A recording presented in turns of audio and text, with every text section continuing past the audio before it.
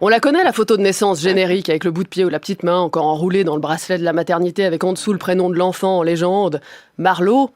Mais laissez-lui un mini bout de répit à ce pauvre gars. Déjà, il doit se remettre de s'être fait appeler Marlowe, donnez-lui du temps, toute une vie. Et ensuite, c'est comme le rôti de porc, faut le laisser se reposer après cuisson avant de le servir directement dans la gueule des gens. Pauvre Marlowe qui a encore la marque de la paroi de l'utérus de sa mère sur la tronche. Alors je sais que vous êtes fiers comme Artaban, parce qu'accoucher c'est comme quand on a réussi à démouler son flanc, ça fait très plaisir. Mais enfin, tant que vous y êtes, postez une photo de votre étron quand il est réussi, aussi succès assuré. Là, vous allez épater vos amis. Mais c'est vrai, qu'est-ce qu'il y a de plus admirable qu'une bonne pêche bien posée? Un beau bronze coulé d'un seul bloc, faut partager ça avec le monde aussi. Le monde mérite de voir un portrait bien tiré de votre chure, Jonas.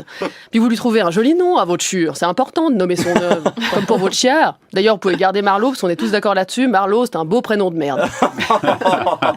Non, je suis dure, je suis mauvaise. On sait bien que quand le bébé vient de sortir, on n'est pas tout à nous, on est gaillouf. Ça fait 24 heures qu'on essaie de pousser les orties dans mémé. On nous demande de donner un prénom à ce moment-là, on n'est pas apte. C'est comme de demander à Joe Biden de diriger l'Amérique, ou à Suzette Sandeau d'écrire un billet d'humeur pour un média de service public. C'est des abus de faiblesse. Pour ceux qui attendent 2-3 jours pour voir la vibe de l'enfant avant de lui donner son nom, enfin la vibe du truc qui sort, c'est la vibe de quelqu'un qui mesure 47 cm, à qui il faut mettre un bonnet sinon il claque. Évidemment qu'on en vient à choisir un prénom de fiotte. Nino, Malou, Mirko, Lilou, franchement, c'est pas lui rendre service que de l'appeler comme un hamster nain.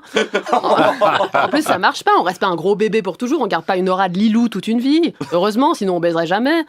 Regardez Suzette avec son prénom de crêpe, 133 ans, toujours pucelle. Bon.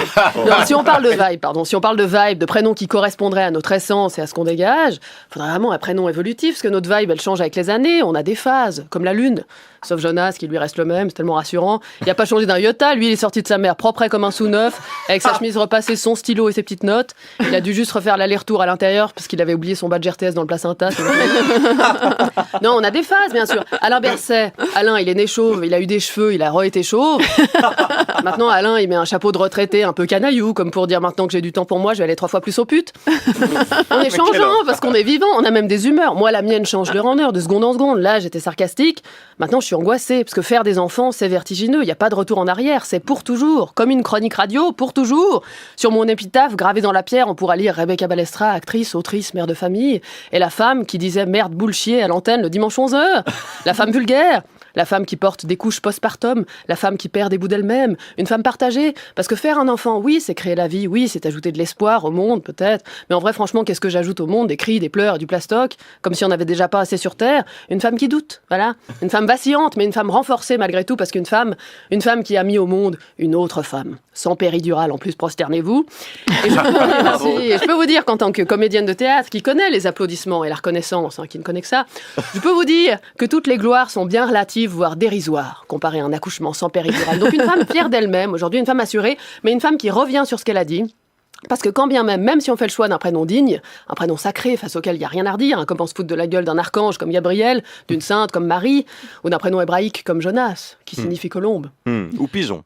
Ou pigeon, tout à fait. Puisqu'une fois donné, ce prénom empruntera des abréviations toutes singulières et débiles. Gabriel deviendra Gabi, Marie Mimi, Jonas, je sais pas comment vous appelez votre mère, Jonas, Jojo, Nanas, ma colombe, mon pigeon. Jojo. Jojo. Bref, des petits surnoms pathétiques emplis d'un amour inconditionnel et permanent, parce qu'on ne met pas au monde un enfant, on met au monde son enfant. Alors je me moque, mais moi aussi je suis une femme qui paparazzie ses filles, qui leur donne des petits noms secrets, indicibles, qui les porte en trophée, qui parle d'elle à la radio, qui les fout dans l'illustré.